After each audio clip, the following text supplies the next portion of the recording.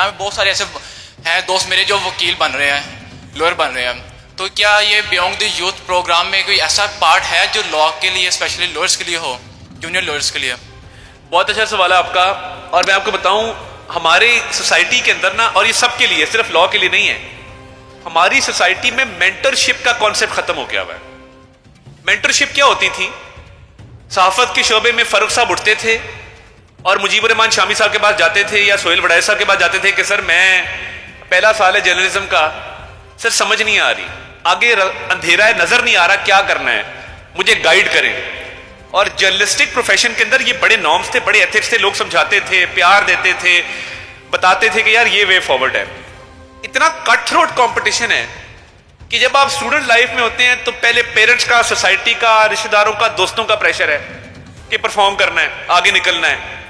اس سے آپ نکلتے ہیں, پروفیشن کے اندر آتے ہیں, تو پھر پہلے سال میں ہی ایک پریشر ہے سکسیس تک پہنچنے کا, کچھ کمانے کا, کچھ پروو کرنے کا, اپنا نام کمانے کا.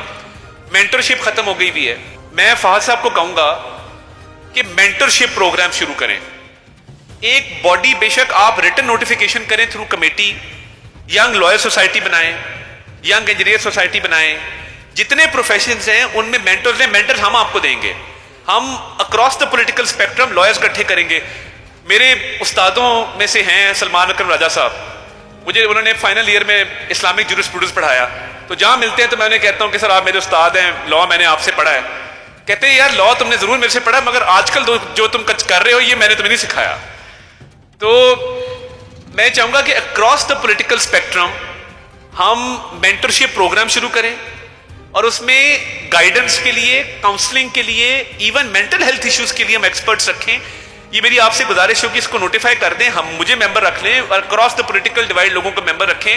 یہ بڑا اچھا سوال ہے, اور یہ آپ کے سوال سے بھلا یہ ہوگا کہ ہم باقی پروفیشنز کے لیے بھی یہ کمیٹی نوٹیفائی کر دیں گے, اور اس کا بے شک واٹس ایپ گروپ بھی بنا لیں تاکہ کسی کو کوئی پرابلم ہے وہ فوری طور پہ حل ہو.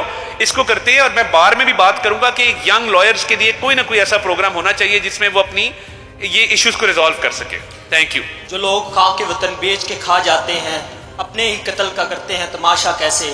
جو اے پی ایس کا ثانیہ ہوا تھا وہاں بھی بچے شہید ہوئے تھے, تو آپ اس کی رپورٹ کو کیوں پبلک نہیں کرواتے؟ اسی بات اے پی ایس کا ثانیہ.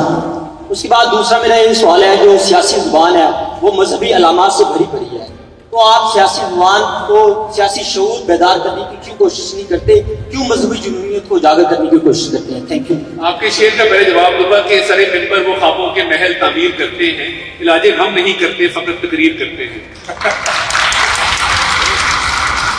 تو آگے بڑھتے ہوئے آپ کا بڑا اچھا سوال ہے.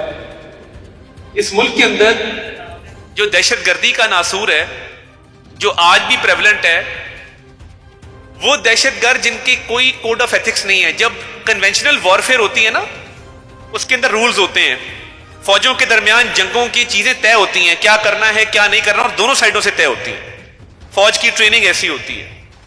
جو دہشت گرد ہوتا ہے, جو نان کنونشنل گوریلا وارفیئر جس کو کہتے ہیں, وہ کسی رول, کوڈ آف ایتھکس, کسی کنونشن کو فالو نہیں کرتا. اور وہ جب اس کو سمجھ نہ آئے کہ میں نے کس طرح دشمن کو ٹارگٹ کرنا ہے, اپنے دشمن کو, تو وہ بچوں کا بھی قتل عام کرتا ہے. دیکھیں اے پی ایس کے بعد آپریشن ضرب عضب, آپریشن رد الفساد کیوں لانچ کیا گیا؟ اس میں کوئی ابہام نہیں ہے کہ یہ دہشت گردوں کی کارروائی تھی. یہ ان دہشت گردوں کی کارروائی تھی جو آج بلوچستان میں بھی اپنی کارروائیاں کر رہے ہیں.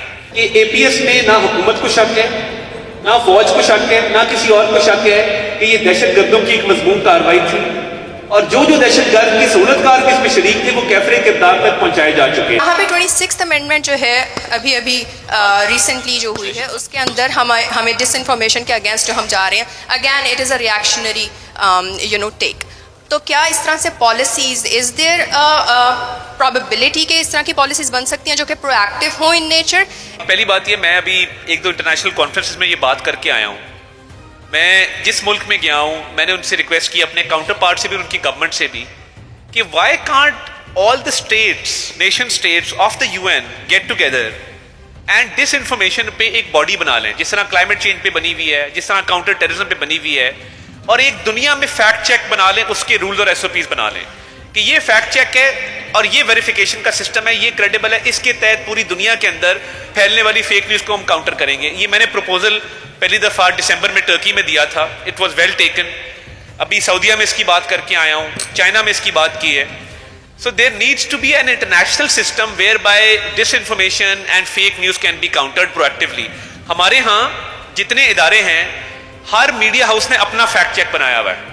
ڈان کا اپنا ہے, جیو کا اپنا ہے, ایئر وائی کا اپنا ہے, to name a few channels. But وہ پھر ان کے اپنے سسٹمز پہ بیسڈ ہے. ہم یہاں پہ یہ ضرور کر سکتے ہیں کہ جرنلسٹ کی ایک باڈی بنا دیں from across the media houses, کہ جرنلسٹ اس کے ممبرز ہوں, حکومت سے ایک دو لوگ لے لیں, پرائیویٹ سیکٹر سے ٹیکنیکل ایکسپرٹس لے لیں, اور وہ ایک ابو پار ایک فیک نیوز کو کاؤنٹر کرنے کا ایک وہ بن سکتا ہے. اس پہ میں کام کر رہا ہوں. I have not been successful, I will admit that. ابھی ٹائم لگے گا, بٹ یہ it is part of my agenda as minister information to go towards this system. آپ کا بہت بہت شکریہ, آئی ایم ویری گریٹفل. اور دونوں سائڈوں سے طے ہوتی ہے. فوج کی ٹریننگ ایسی ہوتی ہے. جو دہشت گرد ہوتا ہے, جو نان کنونشنل گوریلا وارفیئر جس کو کہتے ہیں, وہ کسی رول, کوڈ آف ایتھکس, کسی کنونشن کو فالو نہیں کرتا. اور وہ جب اس کو سمجھ نہ آئے کہ میں نے کس طرح دشمن کو ٹارگٹ کرنا ہے, اپنے دشمن کو, تو وہ بچوں کا بھی قتل عام کرتا ہے. دیکھیں اے پی ایس کے بعد آپریشن ضرب عضب, آپریشن رد الفساد کیوں لانچ کیا گیا؟ اس میں کوئی ابہام نہیں ہے کہ یہ دہشت گردوں کی کارروائی تھی. یہ ان دہشت گردوں کی کارروائی تھی جو آج بلوچستان میں بھی اپنی کارروائیاں کر رہے ہیں. کہ اے پی ایس میں نہ حکومت کو شک ہے, نہ فوج کو شک ہے, نہ کسی اور کو شک ہے کہ یہ دہشت گردوں کی ایک مضمون کارروائی تھی. اور جو دہشت گرد کی سہولت کار بھی اس میں شریک تھے وہ کیفر کردار تک پہنچائے جا چکے ہیں. یہاں پہ 26th امینڈمنٹ جو ہے ابھی ریسنٹلی جو ہوئی ہے, اس کے اندر ہمیں ڈس انفارمیشن کے اگینسٹ جو ہم جا رہے ہیں, again it is a reactionary take. تو کیا اس طرح سے پالیسیز, از دیر پرابیبلٹی کہ اس طرح کی پالیسیز بن سکتی ہیں جو کہ پرو ایکٹیو ہوں ان نیچر؟ پہلی بات یہ, میں ابھی ایک دو انٹرنیشنل کانفرنسز میں یہ بات کر کے آیا ہوں.